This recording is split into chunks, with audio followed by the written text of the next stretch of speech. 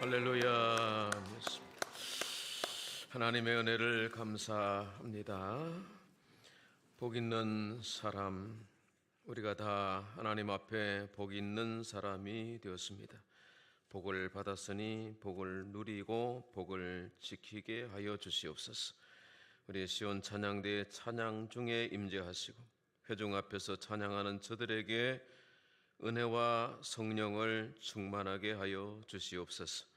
우리 온 성도들이 찬양함과 기도함으로 우리 장로님 기도한 대로 예배가 회복되고 우리 심령의 부흥이 일어나고 교회가 힘을 얻어서 이 지역 사회와 세상을 구원하는 역할을 감당할 수 있게 은혜를 주시옵소서. 말씀 듣는 귀가 복되게 하시고 마음에 새겨서 지켜 행하여 복을 이어가게 하여 주시옵소서. 예수님의 이름으로 기도합니다. 아멘. 지난 주일 갈대상자 이야기에서 모세가 애굽 공주의 양자가 되는 것을 말씀을 드렸습니다. 이게 출애굽기 2장 10절 말씀이죠. 2장 10절. 내가 이는 그를 물에서 건져내었음이라. 그 다음에 11절을 보면 2장 11절을 보면 모세가 장성한 후에 이렇게 나오죠. 10절과 11절 사이가 40년 세월이 훌쩍 지나간 겁니다. 그 행간 사이에 40년 가버렸어요. 그 다음에 이제 2장 뒷부분에는 모세가 이제 나이 40에 애굽 왕궁에서 히브리 민족을 돌아볼 마음이 있어서 노동 현장에 갔다가 애굽 관리가 학대하는 것을 보고 분노를 참지 못해서 그 애굽 관리를 쳐 죽이게 됩니다. 그래서 이 일이 그냥 탈로 나버렸어요. 그렇게 이 모세가 도망자가 되는데 어디로 가냐 하면 미디안 제사장에게로 가는데 그 미디안 제사장 이드로 또 루엘이라고도 하는데 그 집에 이제 사위가 된단 말입니다. 그렇게 해서 아들을 낳고 게르솜이라. 그렇게 하고 이제 3장에 넘어가면 그게 오늘 3장 1절부터 5절까지 하나님이 떨기나무 불꽃 가운데서 타지 않는 불로 임재하셨는데 모세야 모세야 부르시죠. 자, 이 떨기나무 불꽃 앞에서 하나님의 부르심을 받을 때 모세의 나이가 몇 살이냐? 80이라는 거예요. 80. 그러니까 2장 10절 11절 사이에서 40년 가버렸고 2장 후반부에서 또 미디안 광야에서 40년 흘러가 버렸습니다. 오늘 본문 6절 말씀 보니까 모세가 하나님 배웠기를 두려워하다는 말이 야레, 히브리어로 야레, 공포심, 경외심도 있지만 그런 게 있잖아요. 우리가 불편한 사람, 만나기 싫은 사람은 좀 기피하잖아요. 마주하기 싫은 불편함이 이게 야레라는 뜻에 있다는 거예요. 저는 세 번째 이 뜻을 지지합니다. 왜냐하면 모세의 입장에서 볼 때 하나님을 이해할 수 없는 부분이 아직 많이 있는 겁니다. 선뜻 부르심에 응답할 만한 마음 상태가 아닌 거예요. 아니, 제가 40년 전에 하나님 일을 좀 하려고 힘이 있을 때, 왕자로 있을 때, 제가 히브리인들을 도우려고 했을 때, 제가 어려움에 처했을 때, 하나님이 그때 저를 좀 변호해 주시든지, 건져주시든지 도와주셨다면 제가 오늘 이 모양으로 살지는 않을 거 아니에요? 그 모세의 마음 가운데 상처가 있는 거죠. 회피가 있는 겁니다. 저항의 마음이 있는 겁니다. 이 미디안 광야에서 양치기로 40년을 보냈습니다. 하나님, 지금 제 나이가 80입니다. 이제야 오셨습니까? 그동안은 못 본 채 하고 침묵하시다가 이제야 나타나셨나요? 나이 80에 무엇을 할 수 있을까요? 너무 늦으신 거 아닌가요? 이런 뉘앙스가 또는 이런 마음이 모세에게 있었다고 봅니다. 그런 모세를 부르셔서 하나님이 설득을 하시는 내용입니다.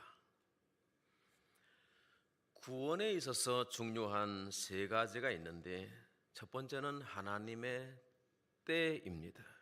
하나님의 때.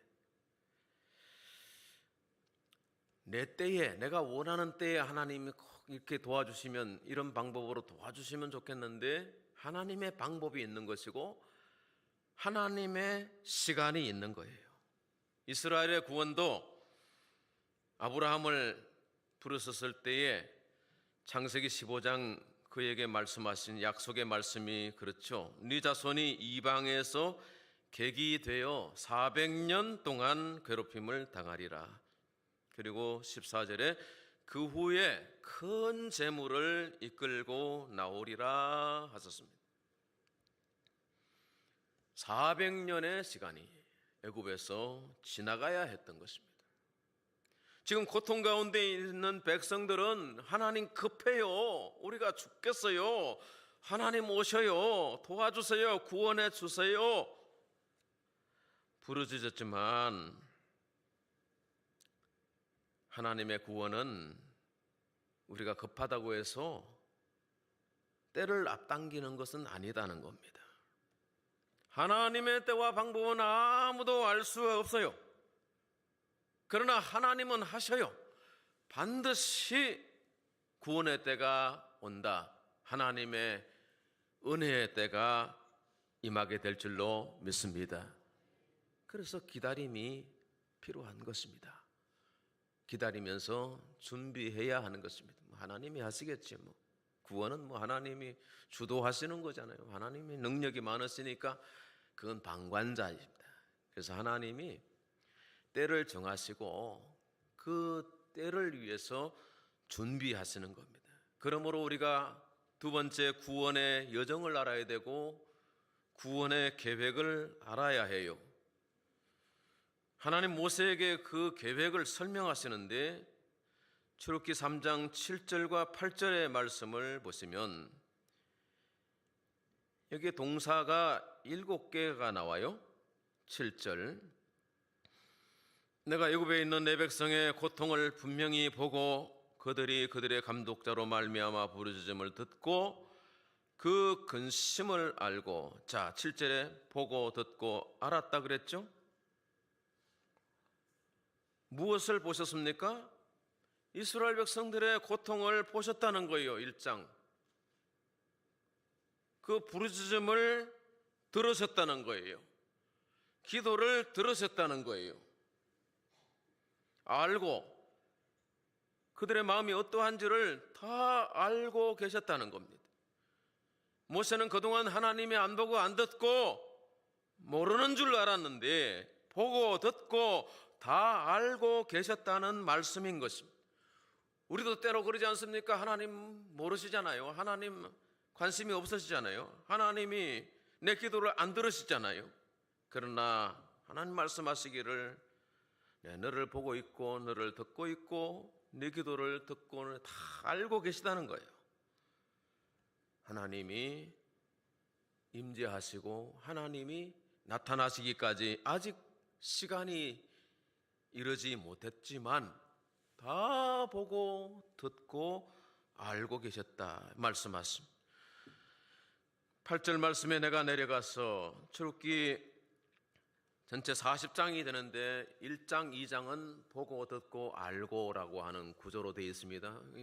그 출애굽기는 구원의 여정이라고 해요. 출애굽의 모든 과정을, 구원의 도식을, 전체 프로세스를 우리에게 보여주는데 1장, 2장이 보고 듣고 알고 부분이고, 내려가서라고 하는 부분이 출애굽기 3장에서 11장 내용입니다. 하나님이 친히 인간의 역사에 개입하셨는데, 자 3장에서 오늘 광야에서 양치던 모세에게 내려오셨죠. 거룩한 임재입니다. 모세와 함께 애굽으로 가셔요.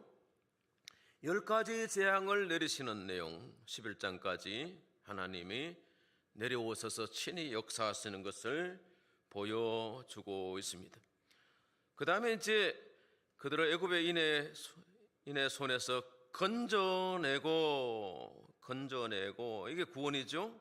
구원. 12장, 출애굽기 12장에 6월절 내용이 나오는데요. 양을 잡고 그 피를 받아서 문설주와 문인방에 발라서 그 온 집, 이스라엘 집이 구원을 받는 피의 대속의 내용을 말씀하고 있습니다. 자, 이게 왜 중요한가 하면 하나님이 온 인류를 구원하기 위해서 이 땅 가운데 내려오신 사건이라는 거예요. 성육신의 내용이라는 거예요.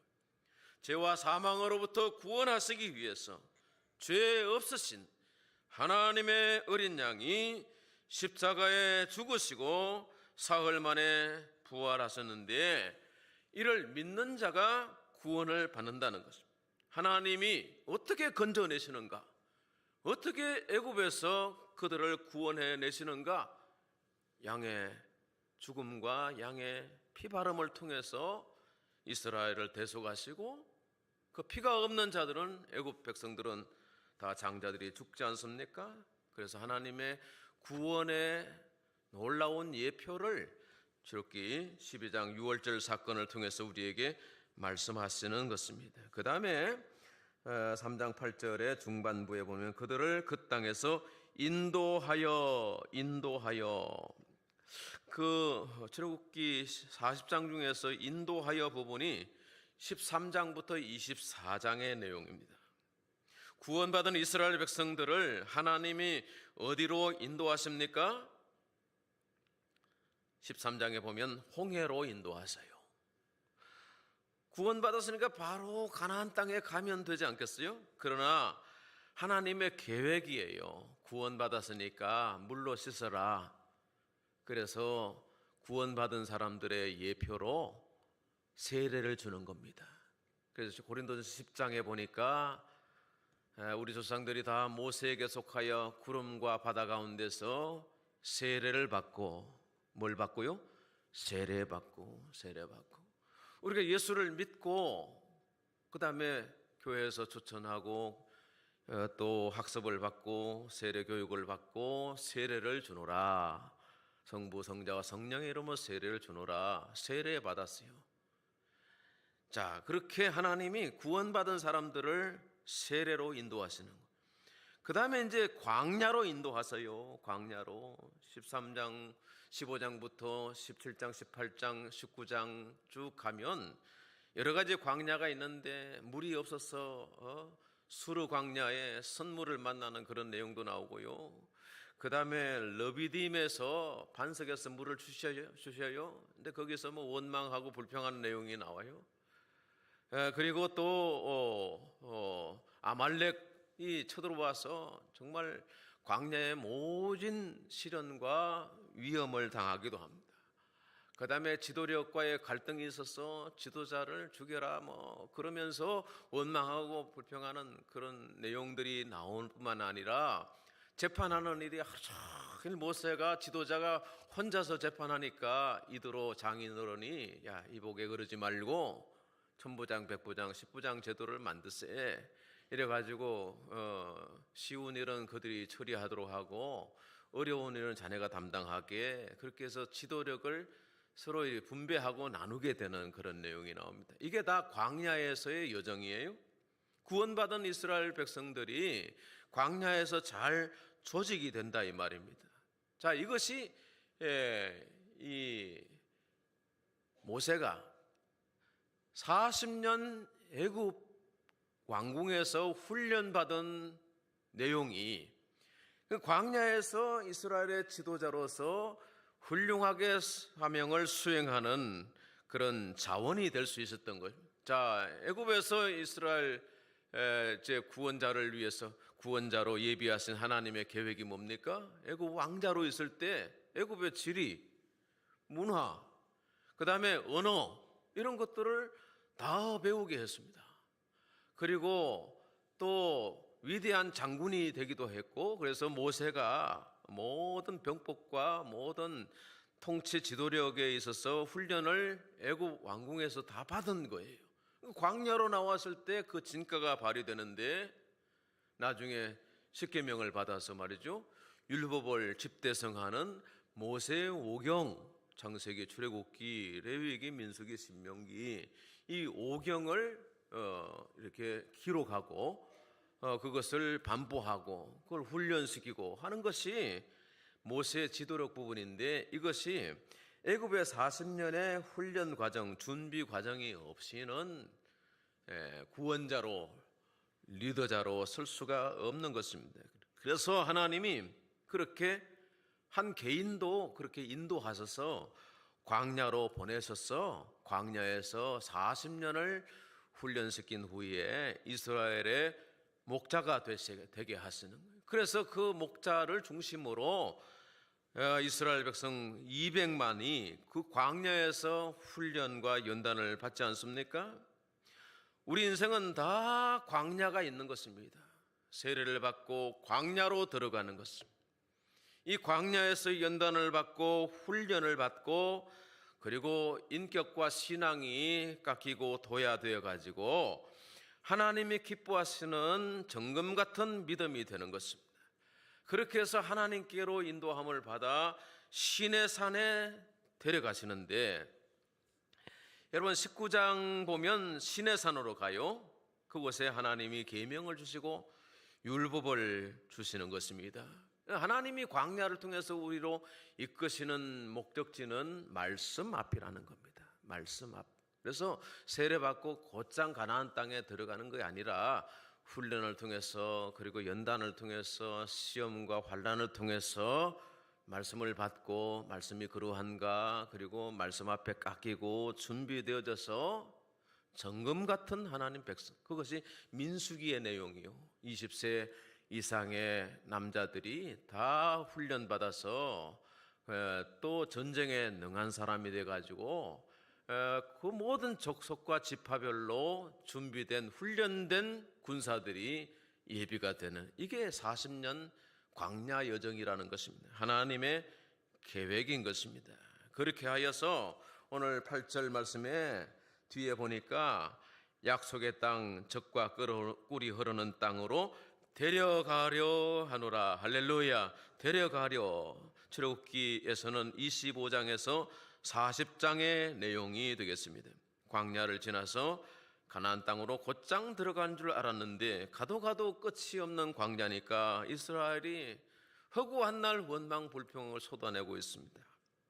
자, 그런데 그들을 데리고 뭘 해요? 모세가 성막을 짓자는 거예요. 성막은 장차 오시는 그리스도의 그림자가 되겠습니다. 성막 제사와 제도를 세우시고 양을 잡고 피를 뿌리고 제단 위에서 불살라서 향기로운 냄새를 하나님께 드리게 하는 이 전제 제사, 화목제, 속건제, 속죄제, 소제 제사를 드리게 하는 예법을 말씀해 주시고, 성소에서 섬기는 예법, 지성소에서 섬기는 예법에 대해서 말씀하시는 것입니다.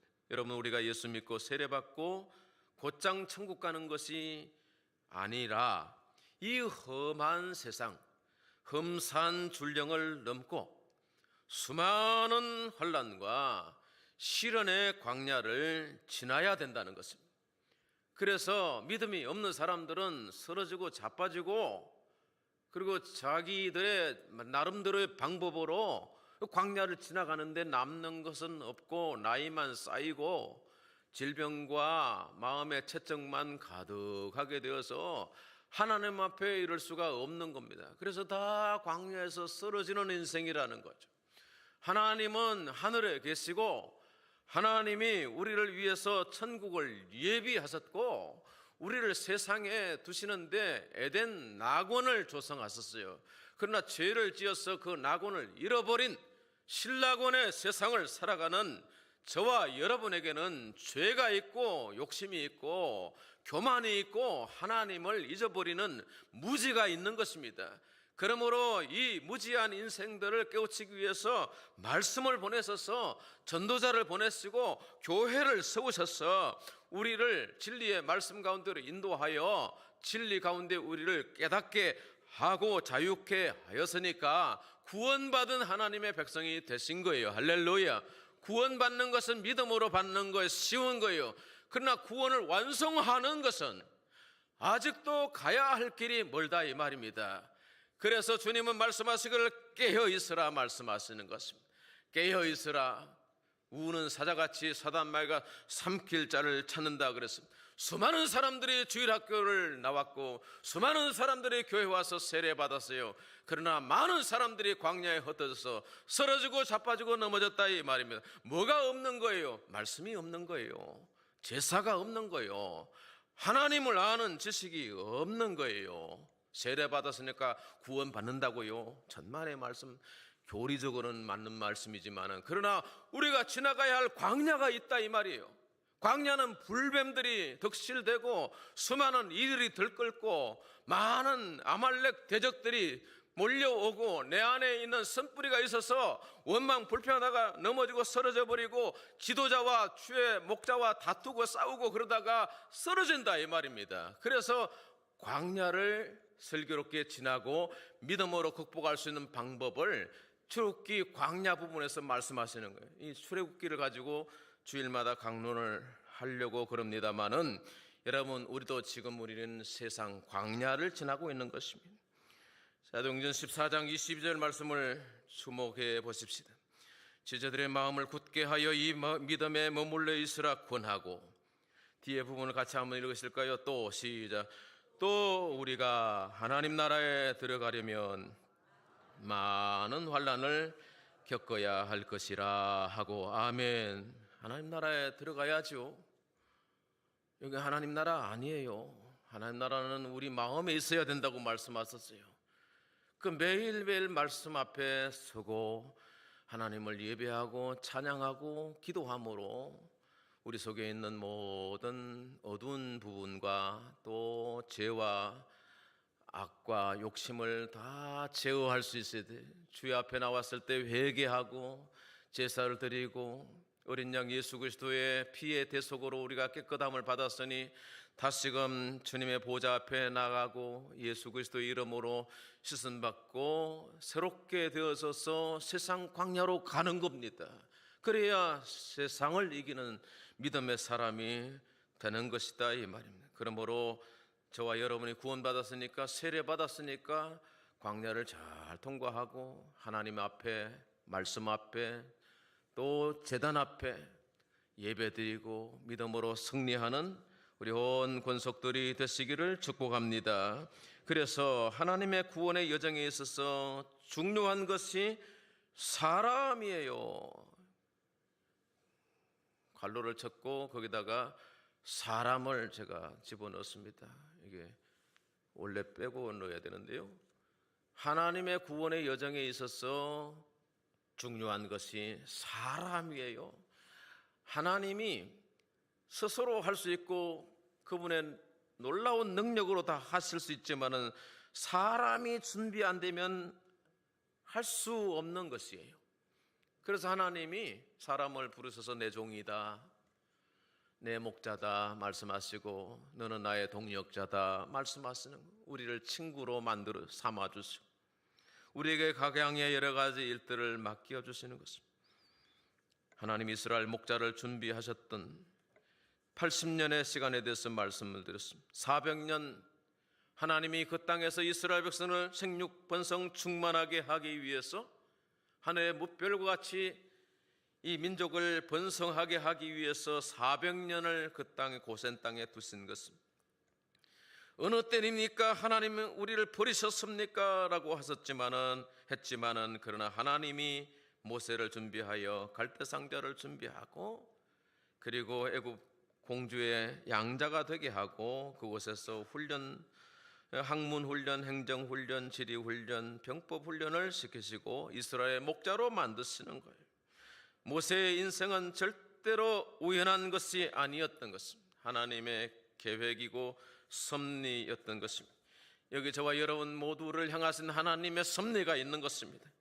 우연한 사람은 하나도 없는 것입니다. 뜻이 계셔서 목적이 있어서 우리를 조성하시고 세상에 보내신 것입니다. 그런데 꼭 기억해야 될 것은 하나님은 절대로 사람을 급조해서 쓰지 않는다는 것입니다.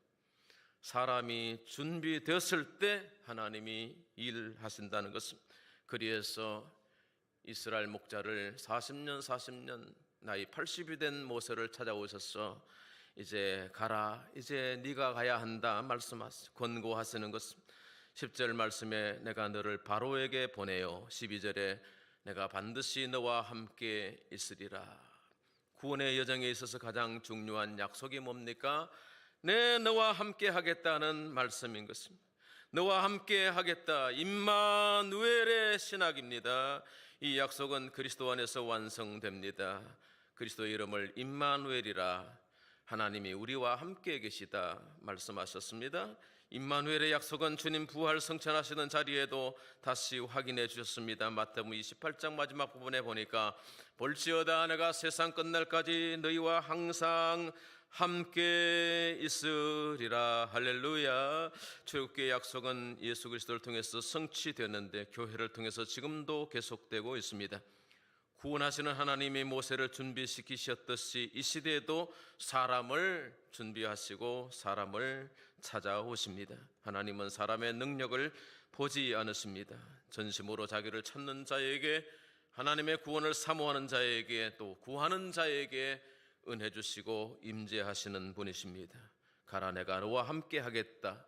오늘 또 우리를 향하신 하나님의 말씀을 마음에 새겨서 저 광야 세상으로 죽어가는 영혼들을 구원하는 일들을 위해서 구원의 손을 내미는 주의 동력자들이 되시기를 축복합니다. 하나님 아버지, 우리 삶 속에도 구원의 여정이 진행되는 것을 믿습니다. 나와 내 집이 구원받게 하시고 온전히 구원을 성취하여 하나님의 구원의 얘기가 우리의 삶의 간증으로 많이 증거될 수 있게 하여 주시고 주변의 모든 사람들이 우리와 우리의 집을 바라보고 우리 교회를 바라볼 때 참으로 구원의 하나님이 저들을 도우셨다라고 하는 사실들을 보게 하시고 목도할 수 있게 하여 주시옵소서.